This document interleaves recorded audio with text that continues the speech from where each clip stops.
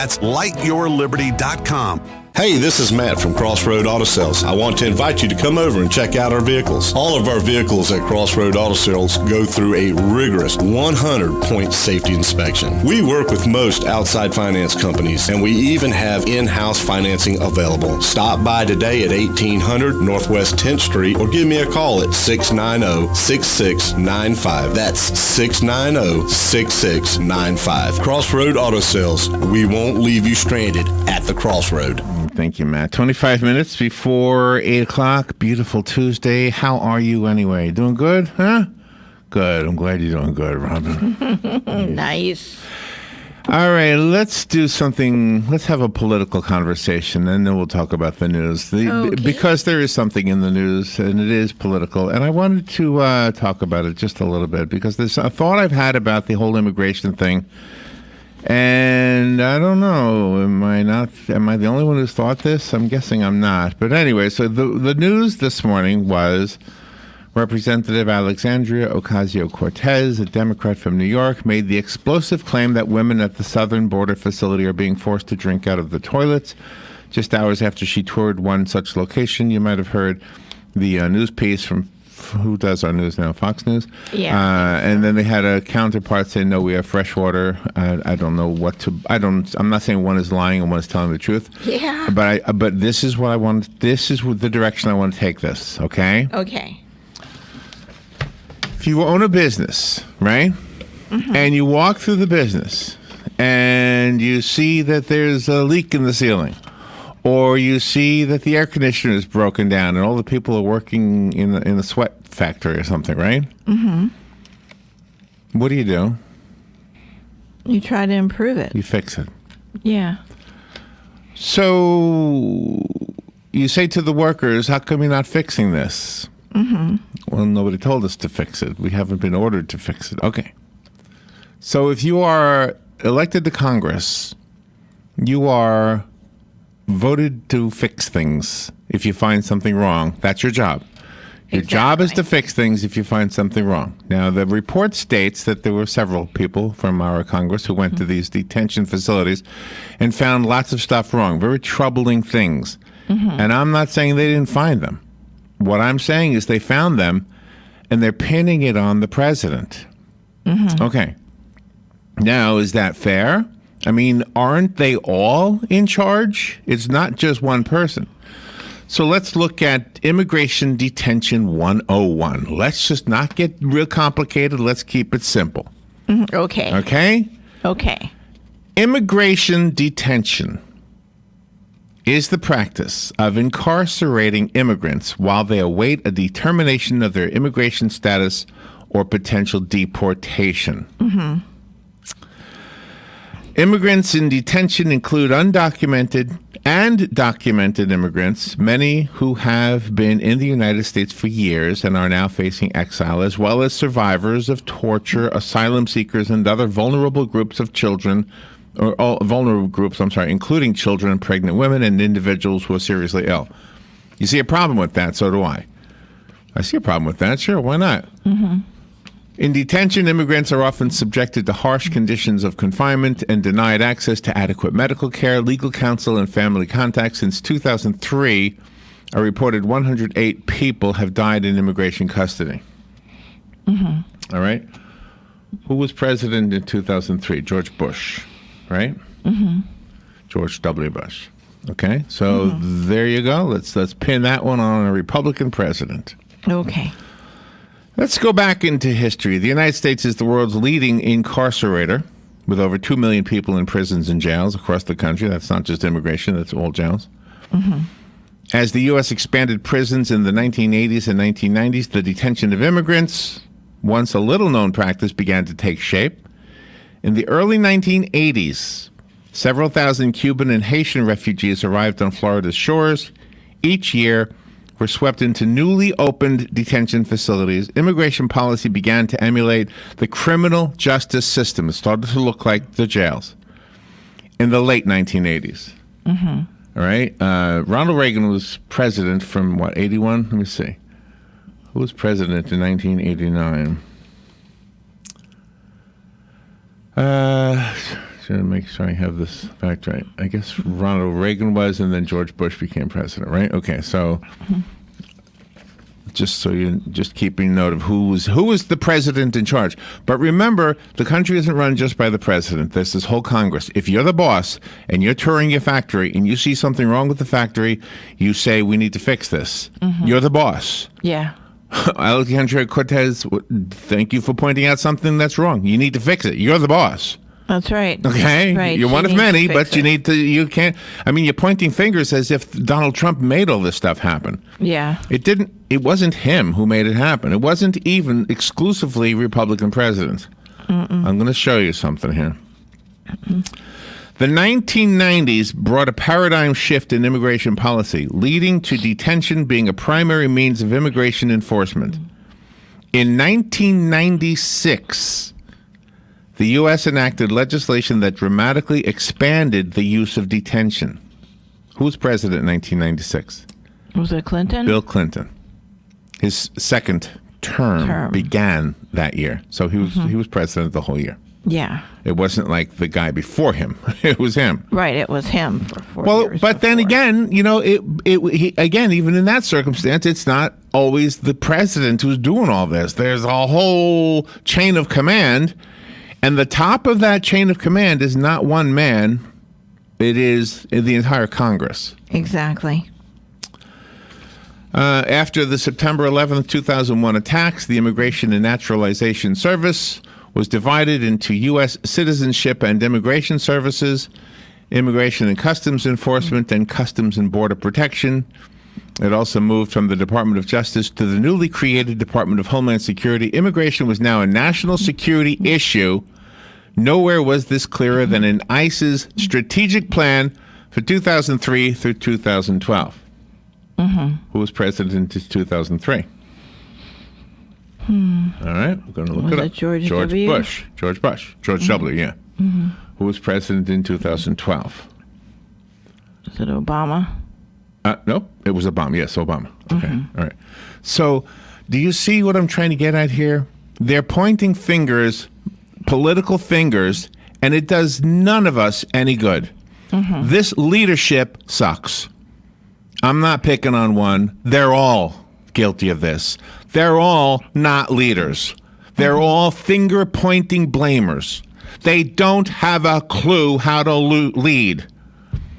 No. They don't know how to lead. Get up at the podium, get a camera on you, tell the networks you want to make a statement, and say, look, remember that President John F. Kennedy? Remember what he said?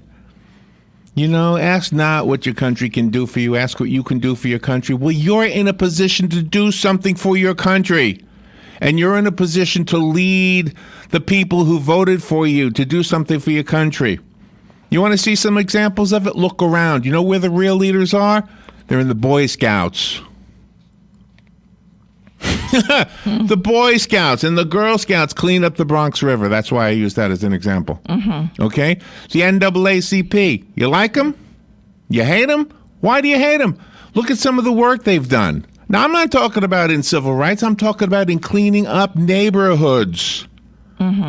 These are the leaders among us. We've had them right here in Ocala. We've had them on this show. Yeah. These are people who really get people together to say, you know what? We can do this. We can make this a better town. We can make this a better country. But when you take your air-conditioned limousines and you fly your air-conditioned jets and you pop in for a photo opportunity with the press and you're standing outside of a detention facility telling us that the women are drinking out of toilets, while I'm not telling anybody that's not true, what I'm telling you is that you should be saying, oh my gosh, we got to fix this. Hey, who's in charge? You, right here. I want you to put some running water into this room here. Exactly. You're in charge. You're the boss. Exactly. The money comes from us. You are the ones who delegate the money. Is that the word I'm looking for? Delegate? Yes. So the money, you tax us, the taxpayer, right? You have all these channels it goes through. The money is there. Well, guess what? The money is there because you either say it is or it isn't. You have the power to say, look, There needs to be fresh running water here. Right? Yeah. Now, the other guy on the news, he said, no, we got fresh running water. So I don't know what's true. All I know is if you're in charge, act like you're in charge. Don't be pointing a finger at one guy simply because you don't like that guy. There's a lot of stuff that any president that's ever been in office, as long as I've done a radio show, there's a lot of stuff that I have not liked. And I have said stuff about the stuff. Whether I liked it or I didn't like it, I've expressed, I've disagreed with. It is the constant battle of doing a radio talk show, is that when you have a Republican president, you're going to have Democrats calling me and telling me that I'm some kind of a conservative lunatic. Mm-hmm. Where does that come from? And when you have a Democrat president, as we had with Obama and Clinton, I was on the air for those two presidencies. Yep, you were. And I tried to defend some of the things they're saying that I do agree with. I get the same nonsense from Republicans who want to cut me down. The same exact nonsense. Mm-hmm. Well, that's the peanut gallery. You know? Yeah. These people are in office. These people are running the show. And P.S., if you're working for the county commission or the city council, some of you are no different. Exactly. You gotta be leaders. You got radio stations in your town. How come you don't come to the radio stations while you're in office? Yeah. You have no problem asking for time when you want to get into office. You have no problem coming in here talking to people and telling them what you're going to do. Well, why don't you make it a regular thing? You're in Congress? Mr. Yoho, where are you? Mm-hmm. You come in here, oh, I want to run. Come on, vote for me. All right, you're voted. Now what? Nothing. Yeah. Nothing. Right. I'll answer the phone once in a while. Mm-hmm. You're in the state legislature up in Tallahassee. You're a state legislator. Mm-hmm. Where are you? How come you're not in here? How come you're not telling us stuff? Yeah. If nothing else, start a blog. Start a podcast of your own. You don't have to visit somebody else's show. Yeah. We got technology now. You could be a leader. A leader, I think the very first thing that a leader has to be good at is communicating. Exactly. And they're fine at communicating when they want to point the finger. Yeah. They're fine at telling us that we shouldn't like somebody because look at this. Look what this person is doing. Oh, my gosh. Mm-hmm. So there you go. There's my political rambling for the morning. Oh, you hit it on the head. You hit everything. You're very insightful. If you look and it's true, all at true. Who was president during this entire thing, this goes way back, you cannot say it was Republican or Democrat. It was both. If there's a problem with the way the law is written regarding immigrants, then hey, who makes the laws? You guys. Mm-hmm. Propose some law changes, propose some policy changes. Exactly. Propose things that will change to make it the way you think it should be. Mm-hmm. I agree with this the flavor of the article, which implies that we have too many people incarcerated in this country already. That's absolutely true. But anyway, so... No, that's great points, and it's all true points. Everything you've said is all true. All right, let's go to the news. Phone lines are open if you want to call in, 622-9622. Just don't worry about backing up and going to something I said earlier. If you have a thought you have, that's okay, but I want to get on with this. Mm-hmm. All right, a rocket was supposed to go up this morning sometime between 7 and 11. I don't know if it's gone up already or not. Mm-hmm. This is a test flight. The test flight is going to intentionally, purposefully be aborted as if something went wrong.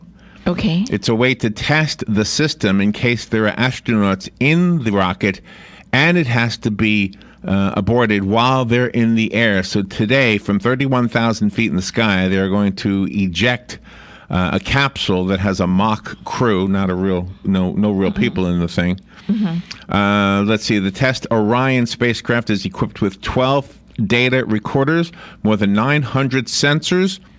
The sensors, listen to this, the sensors will be jettisoned as the craft falls back to Earth.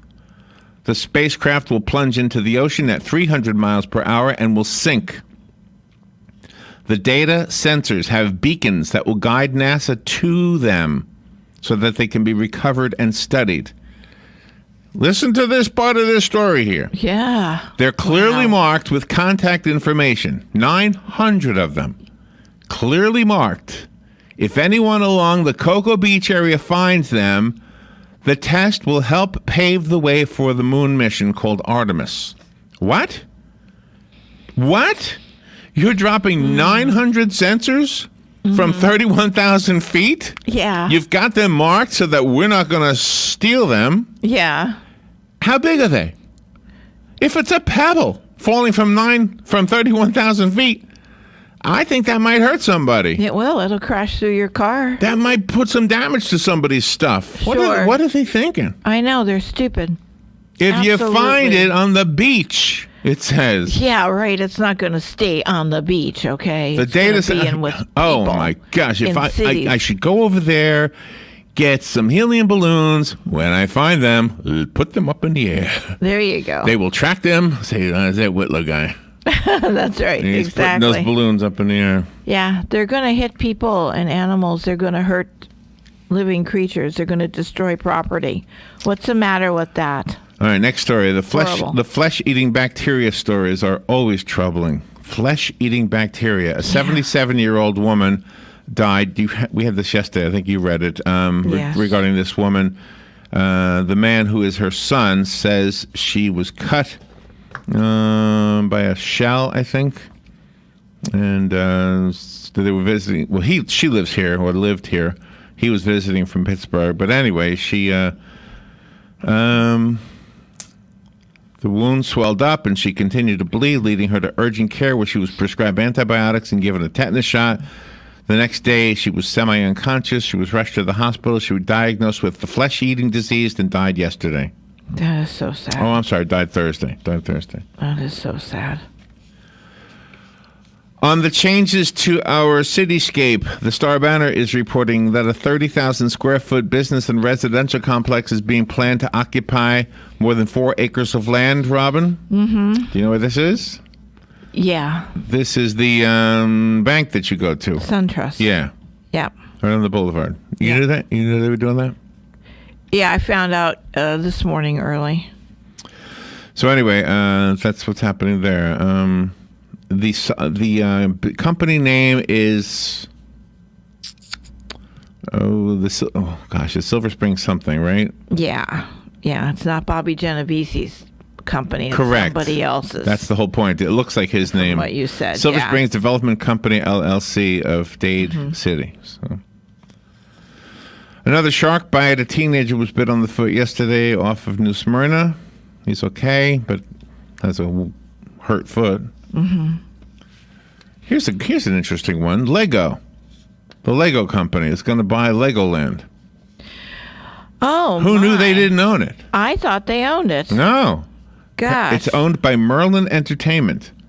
And Lego toy maker Lego is going to buy Legoland. Well, isn't that something? Who Because knew? they would have had to have gotten the rights to advertise the name and the way the bricks look and everything. Wow, isn't that something? Let's see. The United States and England square off in Lyon today at 3 p.m. on Fox for a place on the FIFA Women's World Cup final, which is Sunday at 11 a.m. on Fox. The match, regarded as a heavyweight encounter, promises to deliver excitement. There you go. I got to find out what time that Orion spacecraft is going up. Yeah. They said it's anywhere between 7 and 11, so... Wow. For the second time in a decade, the Los Angeles Angels was struck by tragedy. Tyler Skaggs died yesterday afternoon in Texas at the team hotel, hours before the team was scheduled to play. Skaggs is the 13th active Major League Baseball player to die since Darryl Kyle's death in 2002. The police say that no foul play is suspected and an investigation is ongoing. The news items include no details about how he died. Gosh. Young guy. So sad. A lot of stress. Because you got to, you're making big bucks and you got to make sure your team wins. And no wonder people have heart attacks. Let's see. Andy Warhol, the artist, Yes. transcended a photographer's copyright by transforming a photo of a vulnerable and uncomfortable prince into an artwork that made the singer an iconic larger-than-life figure. U.S. District Judge John Codall in Manhattan sided with the Andy Warhol Foundation for the Visual Arts over renowned photographer Lynn Goldsmith. The case tested whether the legendary artist who died in 1987 made fair use of a 1981 photo of Prince, who was also passed away, when he created a series of 16 artworks that became known as the Prince series. The series contained 12 silkscreen paintings, 2 screen prints on paper, and 2 drawings. The judge noted that Goldsmith believed photographs she took of Prince in her New York City studio revealed that he was not a comfortable person and was a vulnerable human being. I don't agree with the judge. I mean, if Andy Warhol used a photograph taken by a photographer, Yes. that work belongs to that photographer. Yes, it does. We use reference photos all the time when we do artwork, and we are very much aware that that anything you use as a reference piece has to have some kind of acknowledgement of where it came from, and royalties, if necessary, need to be paid. That's right, exactly. So I hope that photographer takes it to the next level, because that's stealing. Andy Warhol stole it. That's stealing intellectual property. All right, so if you get accused by one woman, men, that you did something inappropriate, you might have a case if you say she's lying. This guy I'm going to tell you about has more than 700 women who have filed lawsuits. Wow. Wow. Wow. He's a gynecologist, by the way. Of course. In the University of Southern, an attorney for the former University of Southern California campus, gynecologist charged with sexual assault, argued yesterday his client is suffering from heart problems. He's 72 years old. He could be sent to prison for 53 years. Oh my gosh. He's being held on $2,075,000 bail. Yeah. Well, you have 700 women filing lawsuits against you.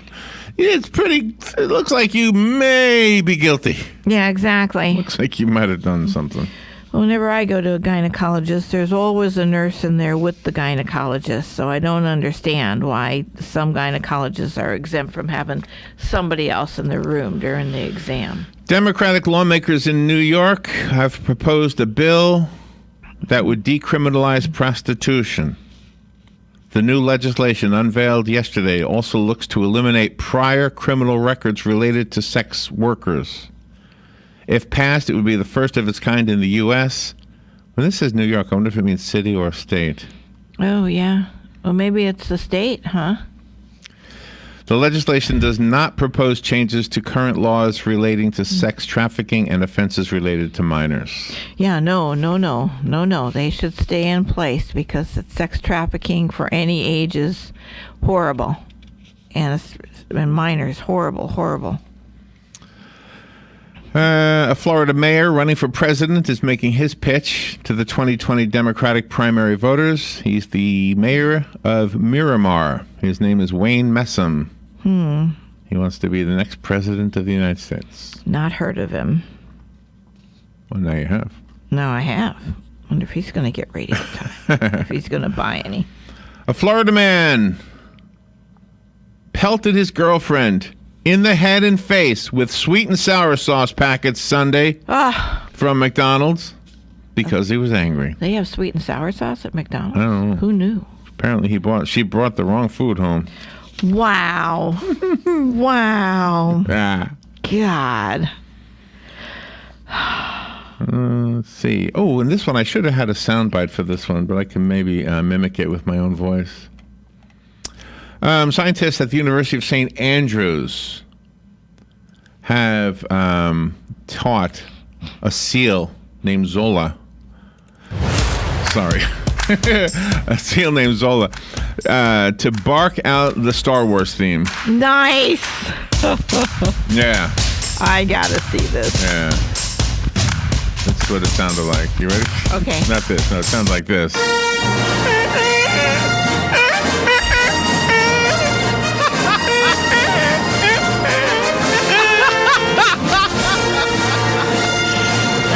All right, we'll be right back. This is The Source, WOCA Ocala. Fox News, I'm Chris Foster. House Democrats visiting a border detention facility in Texas say conditions were filthy with sleeping bags on concrete floors and children held apart from their families. What we saw today was unconscionable. No child should ever be separated from their parents. New York Congresswoman Alexandria Ocasio-Cortez says women told her agents told them to drink out of the toilet if they wanted water. Border Patrol Chief Brian Hastings tells Fox the facilities all have fresh drinking water. President Trump tells Fox's Tucker Carlson social media companies are against him. I have